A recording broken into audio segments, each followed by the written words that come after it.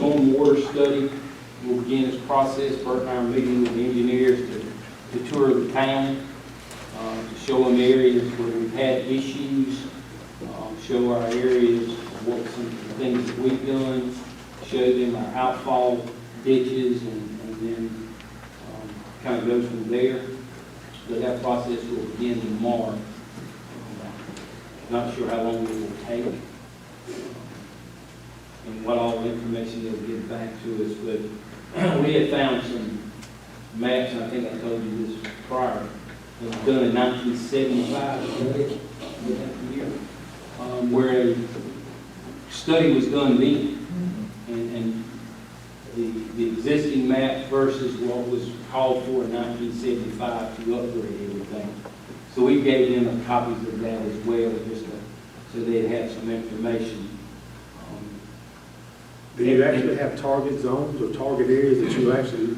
Yeah, from 2018 up through about a month or so ago, I've got a map in my office that I've been marking where we've had issues. And 2018 being the last hurricane, mind you, we all know that was a good bit of rain. But 28 inches. We still got areas that down South First Avenue by the shop, or North First Avenue at Harrison Street. It doesn't take, the previous, 3 or 4 Mondays that we met out here, we've had those showers, within an hour's time, and those areas were flooded again. So we're going to take you to all those different spots and kind of give them an idea of where to start. Again, I don't know the length of the process. I think we have 12 months remaining to have this grant completed. So this time next year, we should be finished with it and have some results back. Speaking of grants, I sat down over the weekend just thinking about different grants. Because I was contacted Friday afternoon about 2 grants that we have received, just have not gotten official word on those grants. But I came up with a list today to go over some of the grants that we've been dealing with, grants that we have gotten awarded, and then grants that we have submitted here in the last 2 or 3 months that have not heard back from. Right now we've got 4 active grants going on within the city. The first one is a CDBG grant, which is the Martin Luther King Boulevard Sidewalk, Street Lighting, and Drainage Grant. Pretty much 90% complete. They were trying to pour all the rest of the concrete today. I don't think they finished. Once the concrete is completed in some of those areas, that will pretty much be it for it.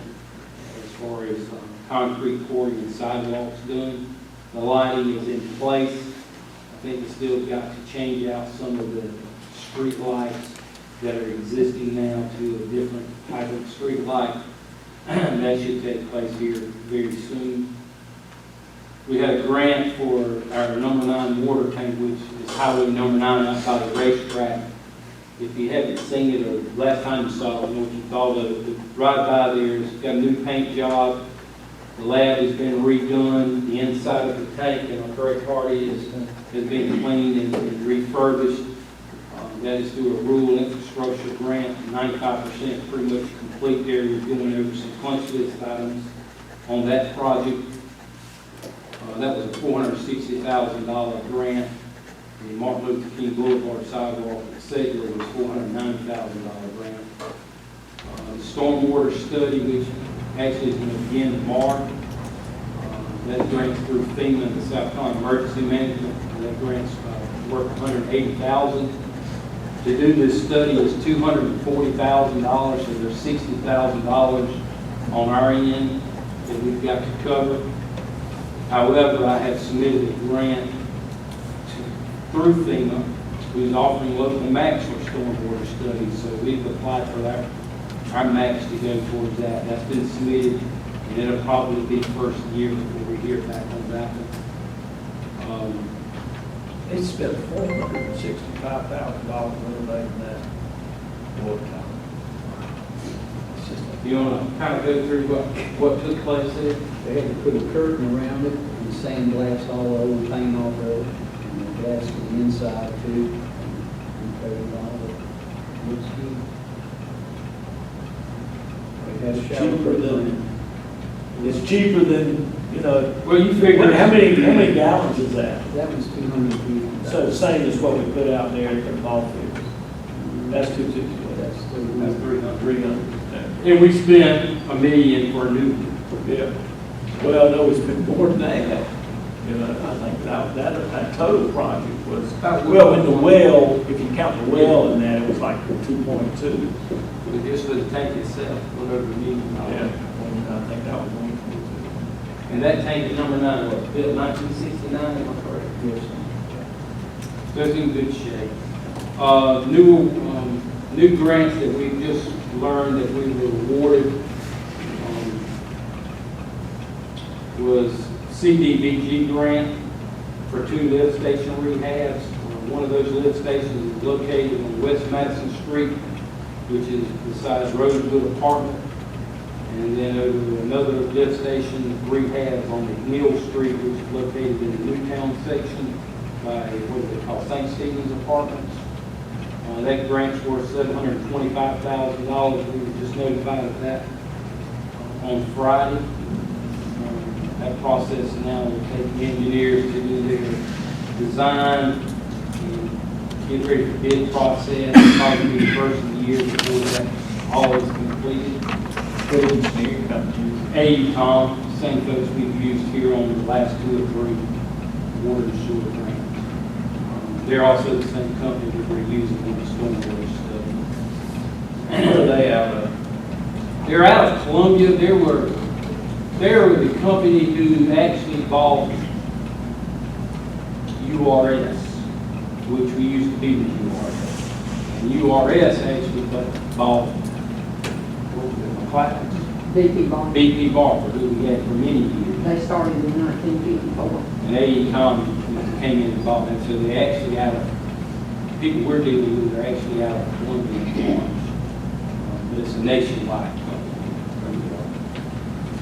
So Glenn, with the 4 active grants we got worth almost $2 million, how much did the city have to match for the 4 grants? I know you're trying to get another grant to offset the $60,000. Yeah, that would be offset. The CDBG grant from Martin Luther King Boulevard, which was roughly $490,000. I think our portion for CDBG is either 15 or 20%, if I remember correctly. And RIA was at 15. We've already come up with that. Yeah. Not yet, yeah. And the RIA is, I think, the same thing, 15 or 20%. And then the FEMA grant's $180,000, which is, we will get $180,000, but the cost of the study is $240,000, so that's $60,000 of our cost. And the way that works is FEMA pays 65% and there's 25% that we have to come up with, or 12.5% we have to come up with, the state comes up with the other 12.5%. But usually the state's 2 years out, so we'll get a grant for the 60, hopefully get a grant for 60,000 of our match. And then The one we were awarded here recently, what was the match amount? that's still it's either 15 or 20% CDBG grant. That's what that is. Now, we've submitted a grant through RIA again, which is rural infrastructure, to rehab the water tank at Hudson Street, North 20th Avenue. That grant's been submitted at, we're asking for $470,000. FEMA local match grant that I was talking about earlier is $60,000. We've also applied to a FEMA grant for stormwater mitigation for $100,000, which would be where we could go in, I would take Hampton Street pipe that we talked about. If we got that grant, we might be spending that money on fixing that. And so roughly total active grants, and these are just rough numbers, it's about $1.1 million. Total new awards is almost $700,000. And total grants that we've submitted in this past 2 months is almost $500,000, or a little over $500,000. We try to get as much money as we can to help, especially from water and sewer. We've been. Are they helping you, the new engineering company, are they helping you apply for those grants? Yeah, on the CDBG and the RIA grants, they kind of lead us on that. You know, it might be that a bigger company might have more pull, so, you know, And, you know, they know how to do it. they know how to do it. They've got one person that's all her job is. And you know, that's the only way they're gonna get most of government work is through grants.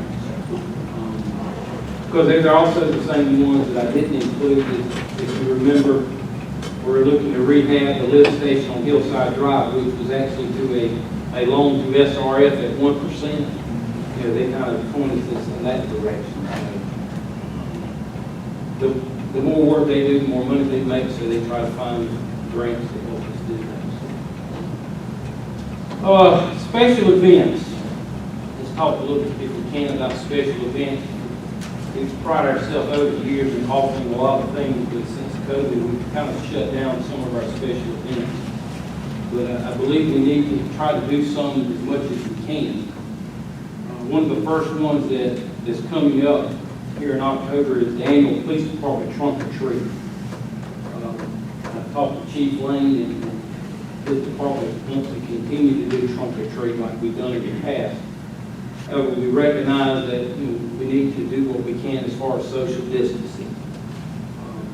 So earlier today, prior to the meeting, we were talking, and I made a suggestion we do it here at the Wellness Center on the outside around the track, which would eliminate a lot of people congregating in one area compared to where we've done it at Railroad Avenue. And we've got people lined up down Main Street trying to get to it.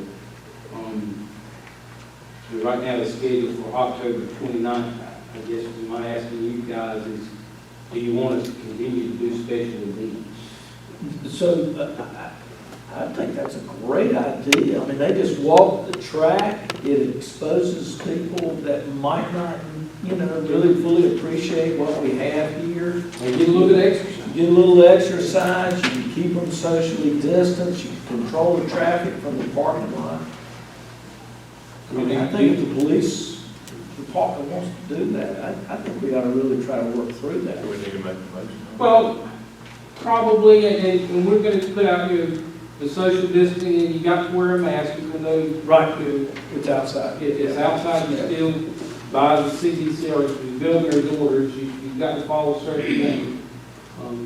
I was asked somebody asked me why Academy said something towards a mandate of public mask in Dillon, and I said, I don't think that's, it's not absolute science, one, but you can't mandate common sense. If anything, what the mask does is it makes you conscious that there's something out there and you need to be careful. And you do that, not for yourself, that doesn't protect me, it protects you from me. And it doesn't keep that virus from coming in, it keeps it from going out. So, yeah, just a comment, a general comment that wear your mask in public and do it as a love of your fellow man, not so much as a mandate, but do it out of common courtesy. It's still out there. I think we're getting a handle on it. We're getting a handle on how to treat it. Hopefully there'll be a vaccine soon. You get vaccinated, you document that you're immunologically responded to that. You won't have to wear a mask anymore. So y'all okay with Well, my thing is, we're gonna have another council meeting before the actual event take place. Yeah, but we need to start advertising and preparing. Yeah, and with that being said, I understand what Dr. Wallace is saying. There is still concerns. But I don't want to go against the Halloween thing. I'm like you, Dr. Wallace, I just hope people Be smart. and be smart. Yeah, and We wouldn't want somebody to contract that. no, we don't, and we talked about in staff doing, usually this time of year, we're doing outside movies, and we talked about doing those, but again, we don't have a lot of people to come to them, but I think people still want to do things, and if we can offer things for them to do, and they follow the guidelines as best as possible. you know, we can't control who is standing beside one another. It's kind of hard to control who wears a mask or not wearing a mask, but, you know, hopefully people will adhere to the guidelines and follow them as much as possible. I'm not a mask person, but when I go to the grocery store, I wear one. I've been in Buford on and off for the last 2 weeks, and they have a mask ordinance there.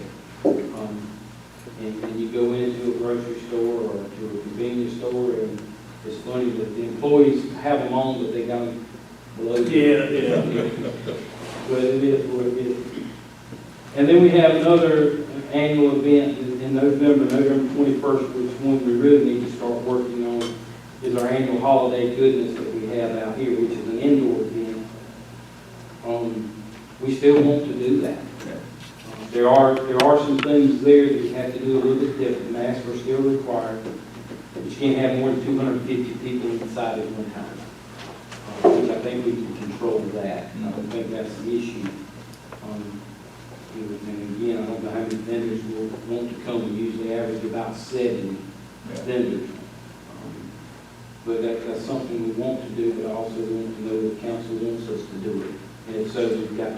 It's around Christmas. November 21st is what it's scheduled for, so we need to start working on it to get things out as far as getting the vendors noticed. And I think it's going to be hard to put 70 vendors safely in there. You might have to.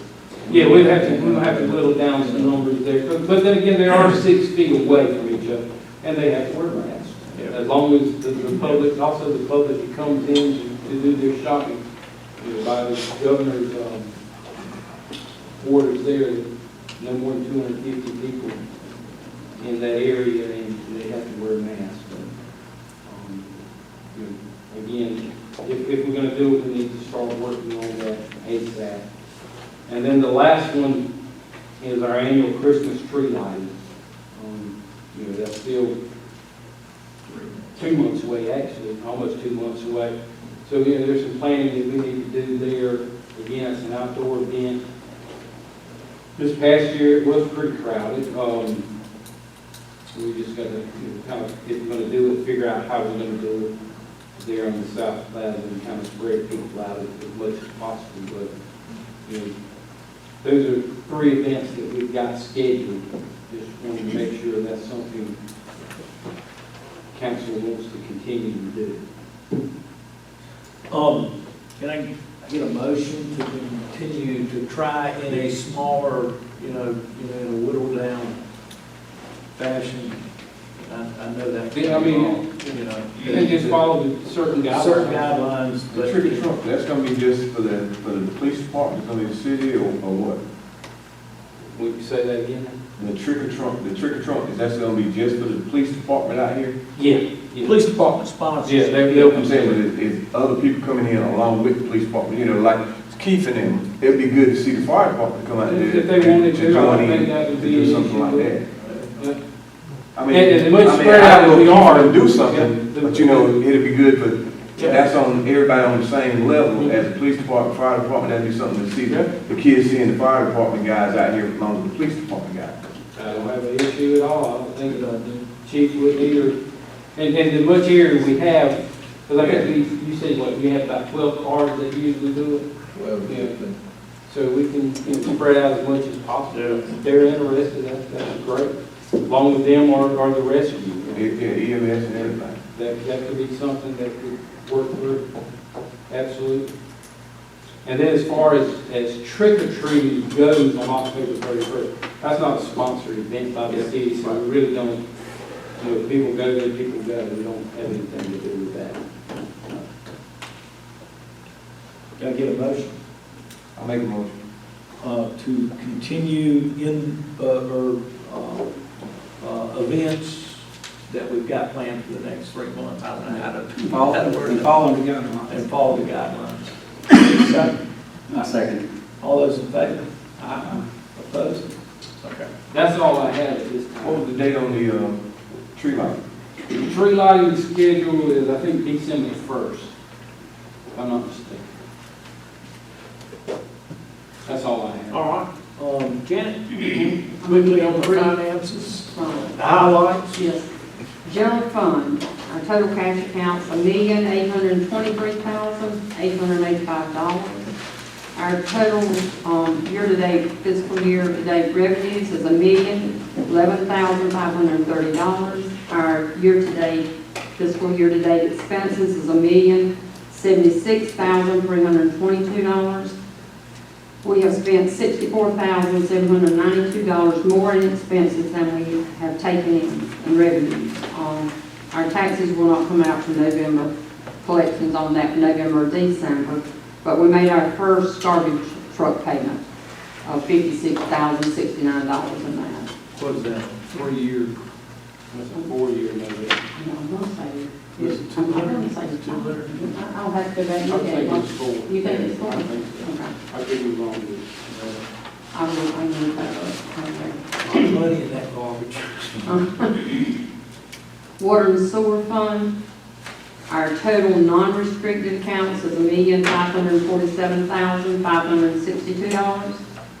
Our restricted account is $2,005,479. Our total accounts, both restricted and non-restricted, $3,553,041. Our total revenues for fiscal year to date is $672,718. Our fiscal year to date expenditures is $688,907, which is $16,189 more in expenses than in revenues. Our stormwater, our cash account's $169,503. Our total revenue fiscal year, $23,665. Our fiscal year to date expense is $17,822. We brought in $5,843 more in revenues than expenses. On the miscellaneous revenue, you'll see $2,118.27. That's not included in that, and that's due to a reimbursement. Okay, golf course, our cash account's $14,071. Our total revenue is $48,054. We transferred $15,000 into that, which brought $63,054 for the fiscal year to date. Our fiscal year to date expenses is $96,143. $33,089 more in expenses than revenues, and the irrigation pump quit working and we had to replace it, which cost $17,922. Special revenue, our 2% hospitality tax. Our total accounts is $978,548. Our year-to-date revenues, $114,073. Our year-to-date expenses, $51.95. Year-to-date was transferred $15,000 to the golf course. Our next payment's coming up of $239,474, February of 2021, and we'll have it paid off, our wellness center paid off in 2025. Any idea where we were August 31st, 2019? Compared to what? Compared to this year, just On hospitality, Hospitality. probably about the same. In fact, I was looking, we're only 2 months based off of this report, and we collected a little over 19%, where on the average should be 16%. So we're a little 3% above on average on collections there. And it's going to be interesting to see with Zaxby's closed, how much that's going to affect profit as well. Jenny, how did you take the $210,000 off this balance? Starbucks, so that's, for the wellness center payment, that'll be in February, February. So both of them come out in February, is that what you're saying? both, what's the other one? The wellness center payment and the actual $210,000? Oh, you're talking about, when we complete the audit that we're working on now, then I'll know what the number is then. Well, you got 200. We budget that, we're hoping it'd be less than that, but we don't know. When do you normally take it out? After we complete the audit that I'm working on, so That'll December, be December, January. January. So yeah, it could be. So yes, you're right, it could be that. That's where, 2% pays general fund back for the expenses, revenues versus expenses. Okay. All right, that it?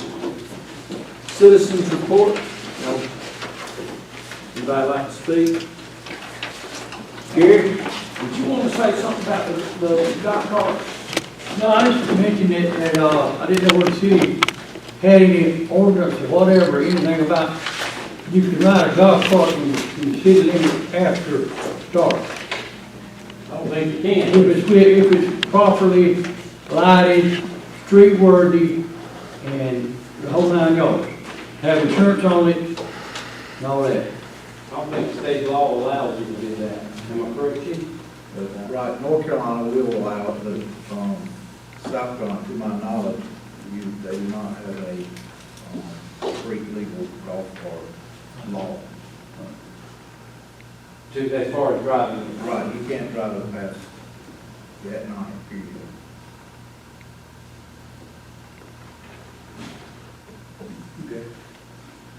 That was quick. Gary, I was wrong. I was wrong. You were. And also, since you talk about that, and we see it all, I see it all the time, the police do as well, and you probably as well. You know, legally, to drive a golf cart on the road, it only can be on secondary roads. Secondary road. You've got to be a licensed driver. Correct. You've got to have it permitted and insurance from DOT. So I see a lot, especially in my neighborhood, kids all up and down on the golf cart. Gary, I may be wrong, but I'll make sure. Well, I'll take on that. I mean, even if it's possible, that South Carolina could have one or whatever, and charge a fee, $25 or whatever, just for a little sticker that you can ride, especially in the summertime, and you can ride after 8 o'clock. It would bring in some funds or whatever. Just an idea. Anyone else? No. All right, old business, ordinance 20-13, in Title 5, Chapter 4, City of Dillon Code of Ordinance to allow signs to be erected at a maximum of 100 feet within the Highway Commercial District, second reading. Can I get a motion? I make a motion. A second? All those in favor? Aye. Opposed? Okay. New business ordinance 20-14, rezone R. Walton Brown et al. Property from a B2 Highway Commercial District to an R7 Medium Density Residential District, first reading. This property is located in North Lake Avenue. It's a home health It agency. used to be a home health agency there. That's correct. I make a motion to go B2 to an R7. Get a second? All those in favor? Aye.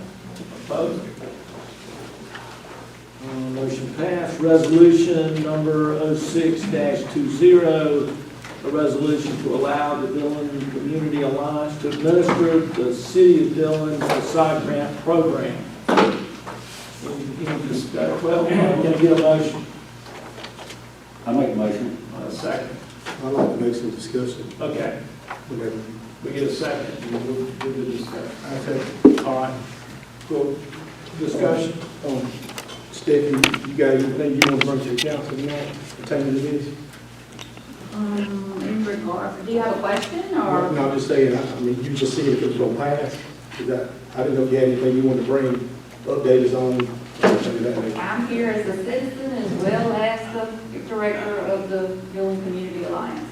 I would like to say that Glenn and I did talk this week, or sometime over the past month. It's been a long month.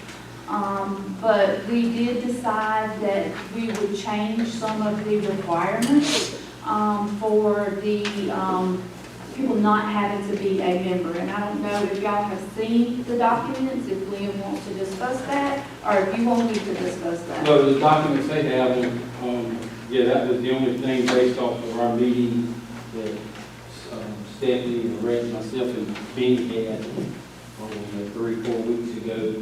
Was one of the things that I was uncomfortable with was making someone be a member of the organization to qualify for a grant from the city.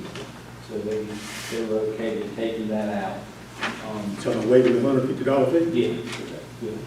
Because, I mean, some may not want to be, and I don't think that we should.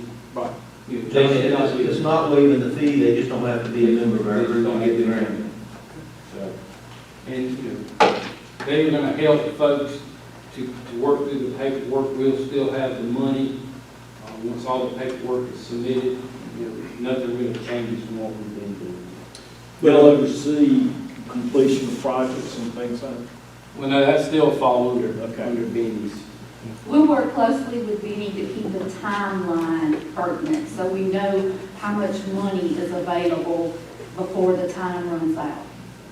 Do we decide whether we're gonna pay it after the, Oh, this is paid after the fact. Okay. A lot of grants have always been that way. okay, Well, here's a couple of concerns I have, and I know they talked to you. But since the Architectural Board of Architectural Review has got to approve the application, shouldn't they go before the Architectural Board? They do. To make sure, have they done that to discuss, you've already been to the Architectural Review Board and talked to them about the things that y'all are trying to do? So therefore, when you submit the application, there's no ifs, ands, or buts, everybody's on the same page? There's no changing in the process.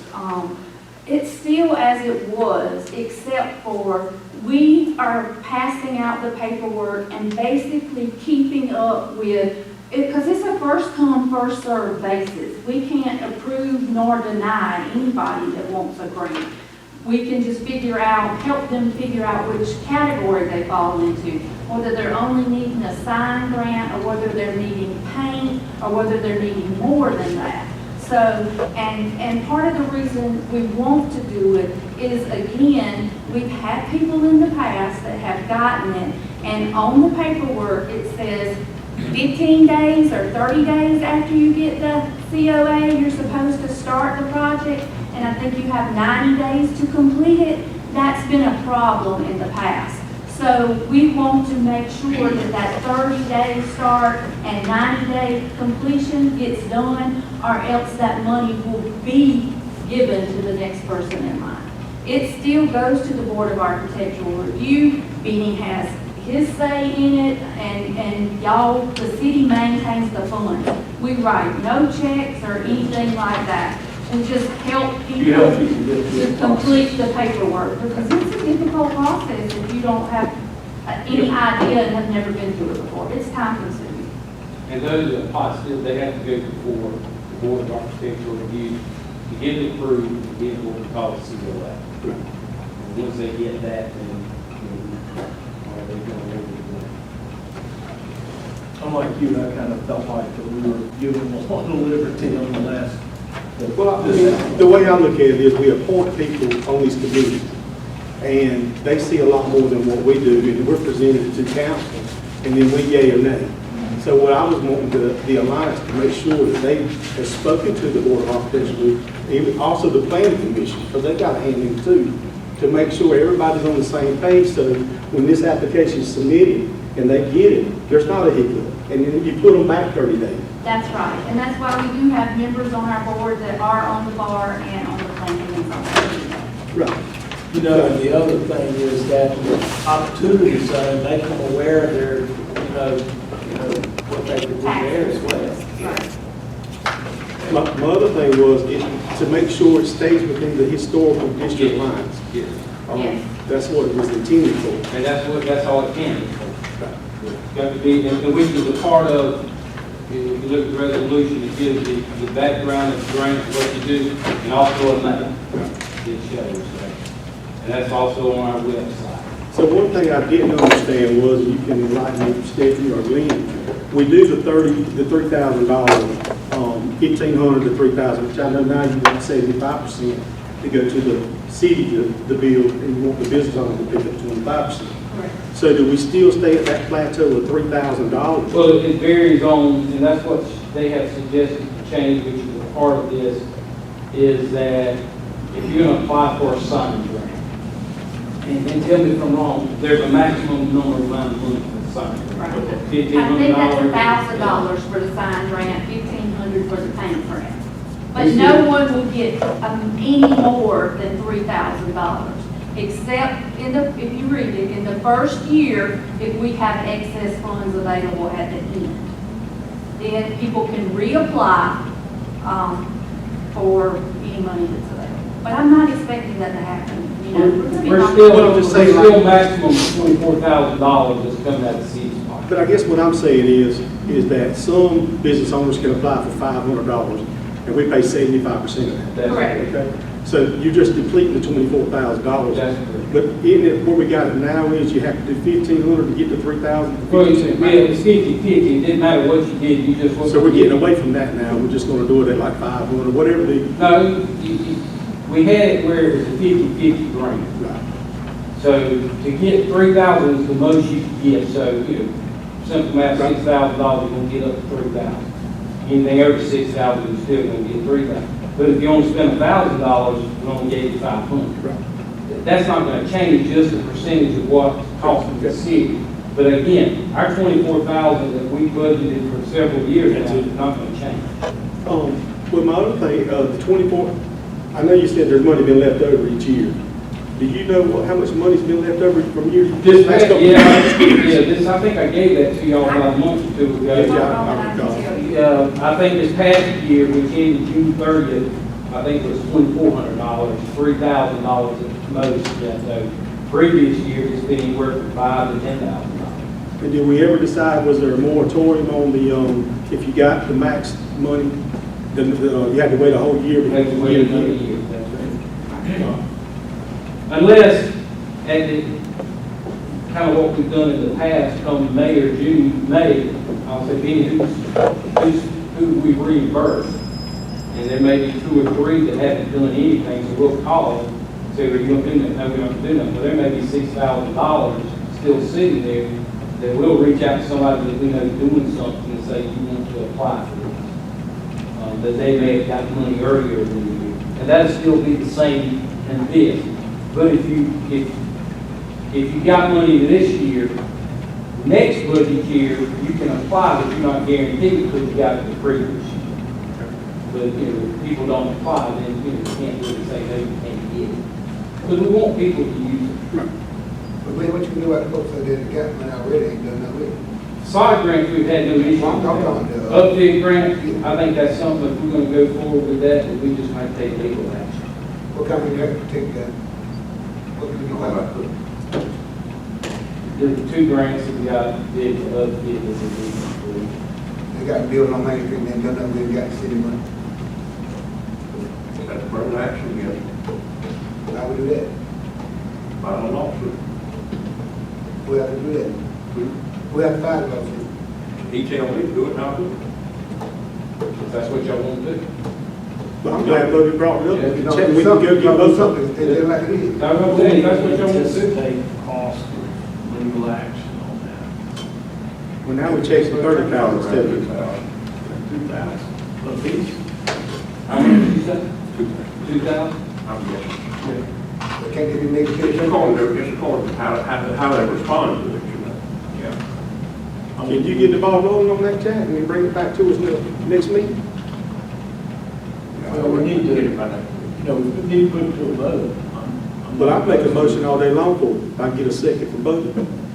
Well, I'm gonna say, All those in favor?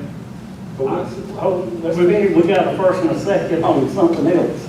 Oh, yeah. Let's get on that and get to that. Yeah, we got to finish the, We got to get this. Get the resolution.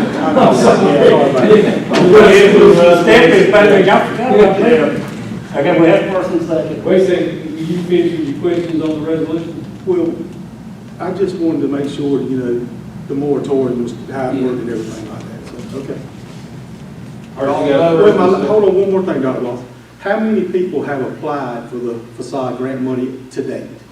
One, I believe just one. Yes, sir. So y'all going out, and y'all starting to work the businesses as we speak.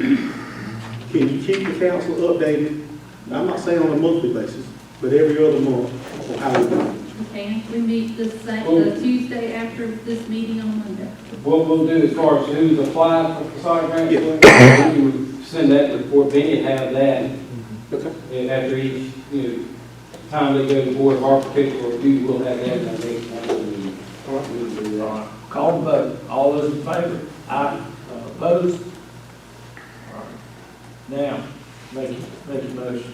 Oh, wait a second. We need to go into council member report.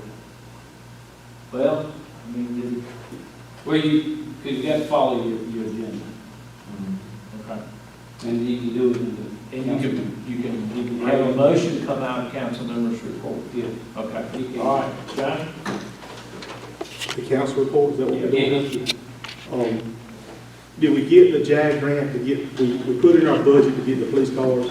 We got the We JAG ordered, grant. we got the JAG grant for the police car, am I correct? Got Jag grant for one police car, yes. We've been awarded, we haven't got any money. Have we, where are we at with the laptop? We're still waiting on, We were, that grant was, we were not awarded that grant. okay. But We have already, I've gotten quotes in the past week, and we are working towards that. But that's gonna have to be, I'm assuming that's gonna, council will have to approve that, because that's gonna come out of the program. they'll come out the road, and once we get the bids on those, we'll bring that back to council. Okay. So we'll be working on that the next month. And we're still working on the server at 911, we're being told that the state may have money from the county to help pay for that. Okay. On the police cars that do we ever put them on gov deals? She put something on there last week, I don't Yes, know sir. what all was put on there. Yes, sir. There's some things on gov deals. Now, when the money gets reimbursed from the gov deals, can it go back into the police department? It goes back to wherever the equipment was, that's who the money is reimbursed back to, correct? Everywhere what fund the money was taken out of, that's where the money goes back to. So if there's any police cars, that money will go back into our revenue source. Yeah, most of those cars were bought out of drug then. So then it'll go back into that fund. And you're looking at, just guess on past history, 3,000 to 5,000, give or take, Okay. per vehicle. The question's for Harvey. On the purchase order for Purdue, the odor-free solution tank, Yeah. was that a contributor because of Purdue that we had to buy a new? Well, we're using it to keep that smell down. No, but it's contributed because of Purdue, correct? That is correct. So I don't know how much money Purdue gives us, and then we account for, I guess you're gonna say the appreciation, but shouldn't Purdue help us when we got to buy stuff like this? Well, what do they give us, 120 a year on that depreciation? 60. 60.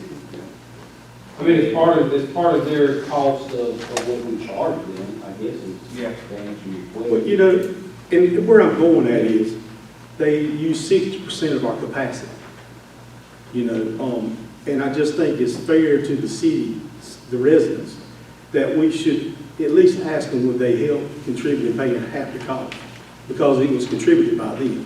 Now, I know they give them so much money, but it's $1 billion company, they got jobs here. I'm not fighting that. I'm just saying, we're small. We're trying to account for every penny. It wouldn't hurt for us to ask to see if they would help with some of the costs. We can ask. We can.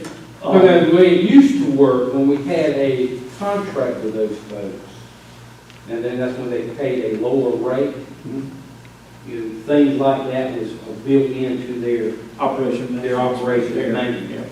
And then once the SRF loan was paid off, that 20-year note went away, we didn't have an agreement with them anymore, so their rates are like everybody else's. When we raise residential or everybody else's rates, their rates increase as well. Right. They're, and I understand why you're thinking that way, but indirectly, they are paying for that because they may use 60%, but how much of the budget do they pay?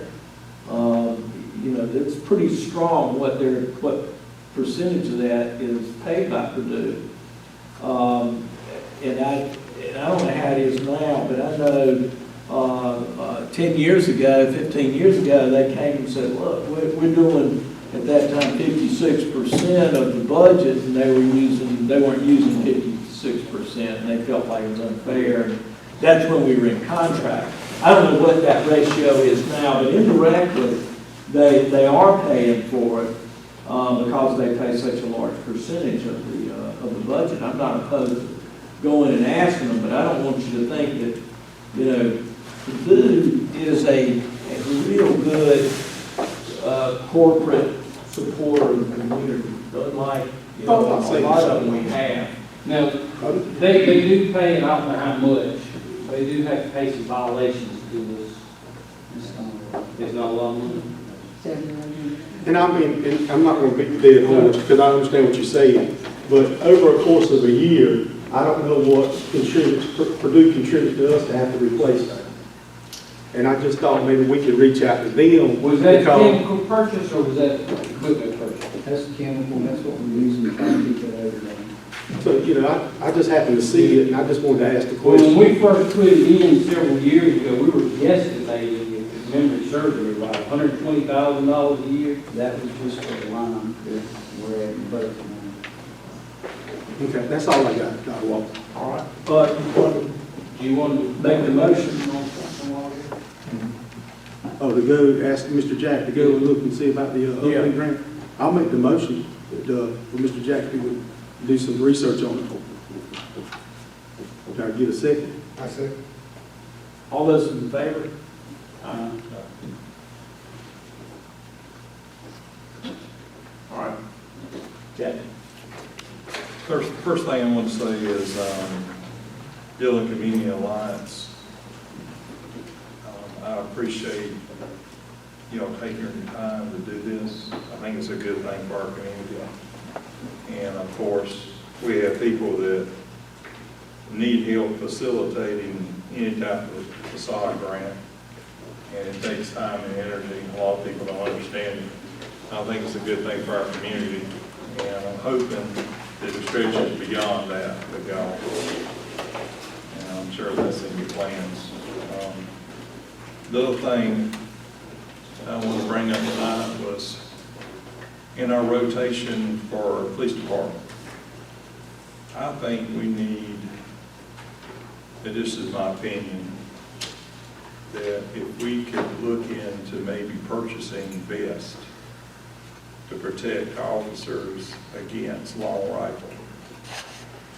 We do not have it, my understanding. And I think in our rotation, that I think that would be a plus for us because in this day and time with AR-15s and whatever else is out there, there could be situations that could come up that we need that kind of protection in our rotation to protect our officers. We don't have anything like that.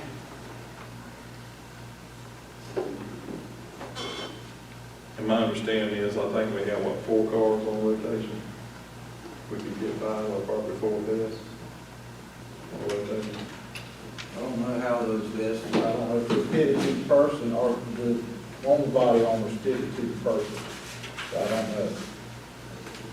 I can check into that. Something was brought before me about that, and that's why I brought it up. One other thing that I've brought up before is I know the Stark District stretches down to 57. The commercial district obviously ends right there below 6. I think we need to look at the possibility of changing the boundaries from there out to 57. Changing the residential boundaries? Do away with the Stark District from there to 57. Because I think it hinders a lot of those individuals from doing things, those houses on that road, and I've heard that for years.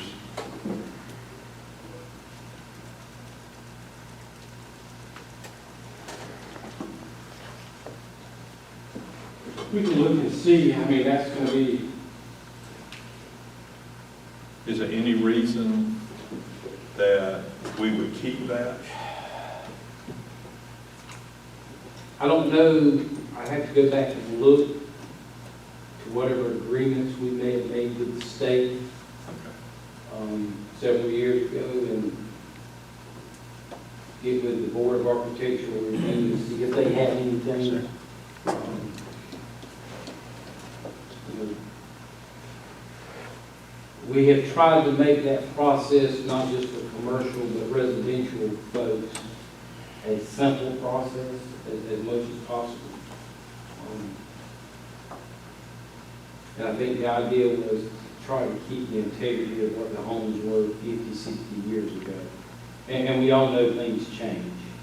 But I think if a person owns one of those homes, they would keep it in a good order, just like any other person in this town. I just hate for them to be on an uneven playing field compared And that to they the are. rest of us. That they are. I mean, I can change the roof on my house and all I gotta do is get a permit. Somebody in the historic district, they can't do that. Right. They've got to go through different avenues to get it. And I've had many complaints, so That is I correct. thought I would fail to do that. That's all I have done. Then, down there you got the land that on Mondo, Mhm. they cut some of the trees out, right?